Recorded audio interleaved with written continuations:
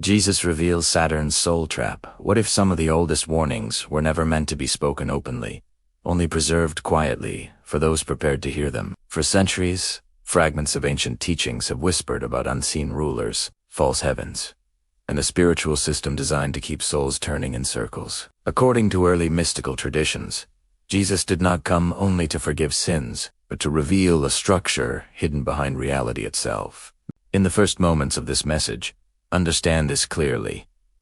What you are about to hear is not modern theory, not internet mythology, but ideas rooted in texts older than institutions. Stay with me, because once this pattern is seen, it cannot be unseen. Chapter 1 begins with the forgotten context of Jesus' message. In several early traditions excluded from later doctrine, the world is described as governed by intermediaries known as Archons, rulers who imitate divine authority but lack true creation. These beings were associated with cosmic order, time, and limitation. Saturn, long before modern astronomy, symbolized restriction, cycles, and judgment. Ancient cultures did not view Saturn as neutral. It represented the boundary between the material and the divine, a gate that controlled repetition. Jesus' teachings repeatedly warned against false fathers, false kingdoms, and rulers of this world. When he spoke of a kingdom not of this world, he was not being poetic. He was pointing to a system beyond the visible heavens. The soul trap concept emerges from this framework. Souls distracted by fear, guilt, and endless labor remain bound to cycles of death and rebirth, mistaking order for truth. Jesus emphasized awakening, remembrance, and inner light because knowledge was the key to escape. In older traditions, salvation was not passive. It required awareness. The Archons ruled through ignorance, not force. Saturn's symbolism as the Lord of Time reinforces this idea. Time itself becomes the cage. Jesus' insistence on eternal life was not only about duration, but about freedom from time's authority. This chapter establishes the foundation. The battle was never merely moral, but structural. Jesus came to reveal the structure, not decorate it. That revelation was dangerous, and that is why much of it was buried. Chapter 2 moves deeper into what Jesus taught about the path of escape, a path reserved for those willing to see beyond appearances. Ancient teachings emphasize that the first step was recognition. Jesus often said, "He who has ears to hear, let him hear." This was not metaphorical language. It was an initiation phrase.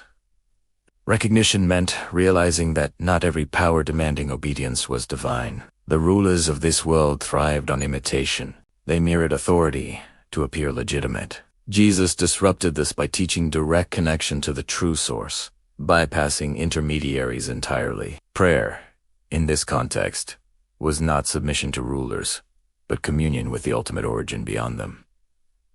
The second element was detachment. Jesus repeatedly warned against obsession with material accumulation, status, and fear of death. These were the tools of control. In ancient belief, Archons fed on emotional energy, tied to survival and identity. By releasing attachment, the soul weakened their grip. This is why Jesus lived simply and taught renunciation. It was not poverty for virtue's sake, but freedom from leverage. The third principle hinted at in his teachings was inner transformation. The kingdom of God is within you was a radical statement. It directly contradicted the idea that salvation came from external systems. Inner awakening broke the cycle. Saturn's influence, associated with repetition and limitation, could not hold a soul that no longer identified with time-bound identity. Jesus emphasized rebirth, not as physical return, but as awakening while alive. To die before dying was to escape the trap. These ideas were preserved quietly in mystical traditions and removed from institutional teaching because they shifted authority away from structures and back to the individual soul. Chapter 2 reveals this uncomfortable truth. Freedom was never hidden by force, but by distraction. Jesus did not create dependence.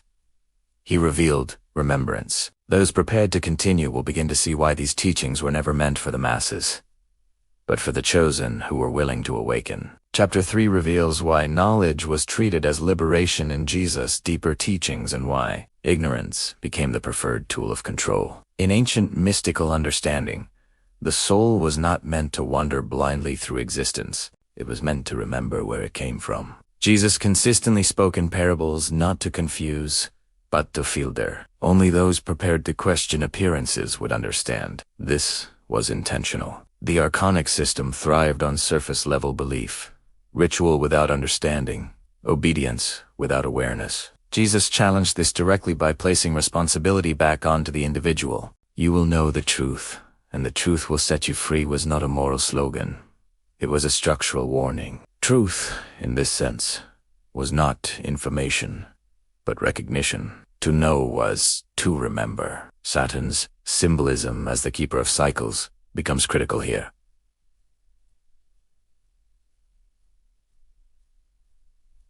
Cycles only function when memory is erased. Each return feels new, but it is not. Jesus' emphasis on remembrance was an attack on repetition. He taught that the soul carries a spark not created by the rulers of this world, a light that does not belong to them. This inner light could not be owned, taxed, judged, or recycled, but it could be forgotten. That forgetting was the trap. In older teachings, sin was not merely wrongdoing, but misalignment, missing the mark of remembrance. When Jesus healed, he often sighed, "Your faith has made you whole." Faith was not belief in him, but trust in the divine origin within. Healing was restoration of alignment. Chapter 3 makes this clear. Awakening was not rebellion, but return. The system feared awakened souls because they no longer fed it. Once a soul remembered its origin beyond time, Saturn's authority weakened. Time could not bind what no longer identified with sequence. This is why Jesus spoke of being in the world but not of it.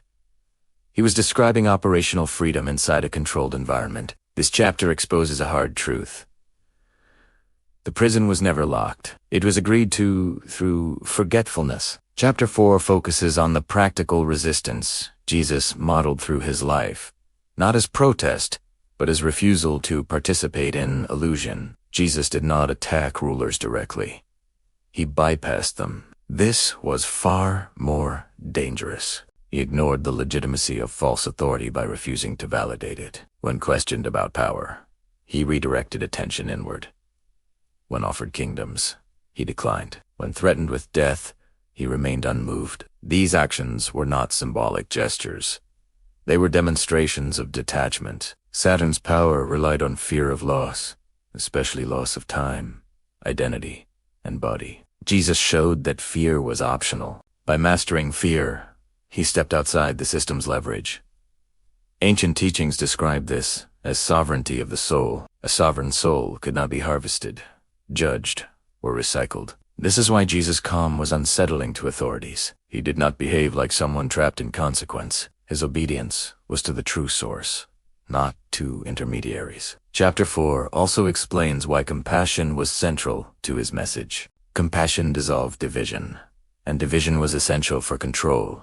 Archonic systems thrive on separation, worthy and unworthy, saved and lost, chosen and rejected. Jesus collapsed these categories by extending dignity to those considered expendable. This was not social activism. It was system disruption. By restoring worth, he restored memory. Those healed, forgiven, and restored were not merely comforted. They were awakened. This chapter reveals that love, in its pure form, was not sentimental. It was strategic. Love neutralized fear. Fear powered the trap. Remove fear, and the cycle breaks. This is why Jesus' way was quiet, disciplined, and rooted in ancient wisdom. He did not overthrow the world e outgrew Italiano. Chapter 5 brings the teaching inward, where Jesus always intended it to land. The final barrier was not cosmic rulers or planetary symbols, but self-identification. As long as the soul believed it was only a body, a name, a history, it remained subject to time. Saturn ruled identity through chronology. Past mistakes, future anxieties, inherited guilt. Jesus dismantled this by redefining identity entirely. Before Abraham was, I am. This statement was explosive. It placed consciousness outside time. The I am was eternal presence, not a timeline. Jesus invited others into this same awareness. To live from presence was to step outside Saturn's reach. Chapter 5 explains why rebirth was central to his message. Rebirth was not returning again and again. It was awakening now. To be born again was to shed the constructed self and remember the eternal one. This required discipline, humility, and courage. It was not mystical fantasy, but inner work. Silence, prayer, forgiveness, and detachment were tools, not virtues. They stripped away false identity. As layers fell away, the soul remembered itself. This is why the path was narrow, not because it was exclusive, but because it required effort. Distraction was wide. Awakening was focused. Chapter 5 completes the picture. Escape was never physical. It was perceptual. Jesus did not promise rescue from the world. He revealed freedom within it. Those who completed this inner journey no longer feared death, judgment, or repetition. Time lost its grip. Saturn's cycle ended. What remained was present, light, and remembrance. This was the inheritance Jesus revealed, quietly, carefully, and only to those willing to see. Chapter 6 reveals why the final phase of Jesus' hidden teaching was never about escaping the world, but about mastering perception within it. Ancient wisdom understood that systems of control collapse when perception changes. Jesus did not instruct his followers to fight the Archons, name them, or obsess over cosmic heroes. He taught something far older and far more dangerous. Inner stillness. Stillness breaks reaction. Reaction feeds cycles. Saturn's influence, as understood in ancient symbolism, depended on cause and effect, action and consequence, guilt and repayment. Jesus stepped outside this mechanism by refusing to react from fear or ego. When accused, he remained silent. When praised, he withdrew. When threatened, he stayed present. This was not passivity. It was mastery. In traditional teachings, silence was not emptiness, but authority. A silent mind could not be manipulated. A present soul could not be rushed. Time loses power over one who is no longer chasing or resisting it. Jesus' emphasis on watchfulness was central here. Stay awake was not about morality. It was about awareness. Sleep meant unconscious participation in the system. Wakefulness meant freedom within it. This chapter explains why distraction became the greatest weapon against awakening. Noise, urgency, fear, endless activity, all keep perception outward. Jesus consistently pulled attention inward. The eye, the art, the inner chamber. This inward turn was the doorway beyond the trap. Saturn governed external order. The inner realm belonged to the eternal. By anchoring awareness there, the soul slipped through the cracks of the system unnoticed. This is why the teaching was subtle. Loud rebellion would be crushed. Quiet awakening could not be detected. Chapter 6 shows that escape was not dramatic. It was disciplined. Daily. Ordinary. The system could only trap what it could track. Presence was untrackable. A soul rooted in presence no longer leaked energy into fear, guilt, or desire. Without energy, the cycle starved. Jesus demonstrated this not in theory, but in practice. His peace was not comfort. It was insulation. This chapter delivers a sobering truth. Freedom is maintained, not granted. It requires vigilance, humility, and restraint. Those who mastered perception did not leave the world. They walked through it untouched. Chapter 7 completes the teaching by revealing why Jesus spoke of the chosen, not as an elite group, but as those willing to endure clarity. Awakening was never popular. It was isolating. Ancient traditions understood that most souls preferred comfort over truth, certainty over freedom. Jesus acknowledged this openly. Few find it was not condemnation. It was observation. The path required responsibility. Once awareness returned, excuses ended, blame dissolved. The awakened soul could no longer pretend ignorance. This was the final test. Saturn's last grip was not time, but identity as victim. Jesus dismantled this by modeling full accountability without guilt. He took responsibility without shame. He accepted consequence without fear. This broke the final loop. In traditional wisdom, judgment existed only for those who judged themselves through false identity. The awakened soul stood clear. Chapter 7 explains why forgiveness was essential. Forgiveness was not moral kindness. It was release from energetic entanglement. Resentment bound souls together in cycles of repetition. Forgiveness cut the cord. Jesus forgave not because others deserved it, but because freedom required it. This chapter also clarifies resurrection, often misunderstood as proof of power. In ancient interpretation, resurrection symbolized mastery over death. Death ruled only those who identified with form. Jesus demonstrated continuity beyond form, not as spectacle, but as assurance. The message was clear.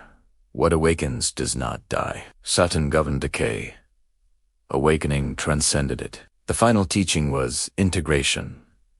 The awakened soul did not escape reality. It transformed its relationship with it.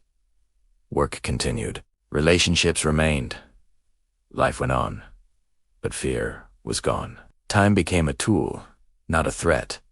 This was the inheritance Jesus offered, not salvation from existence, but sovereignty within it. Chapter 7 closes the circle. The trap was real, but subtle. The escape was simple, but demanding. Awareness, detachment, presence, forgiveness, remembrance. These were not new inventions. They were ancient truths, preserved quietly. Jesus did not come to build a system. He came to end dependence on systems. Those who hear this are not special by birth, but by choice. To see is to carry responsibility. To remember is to walk free.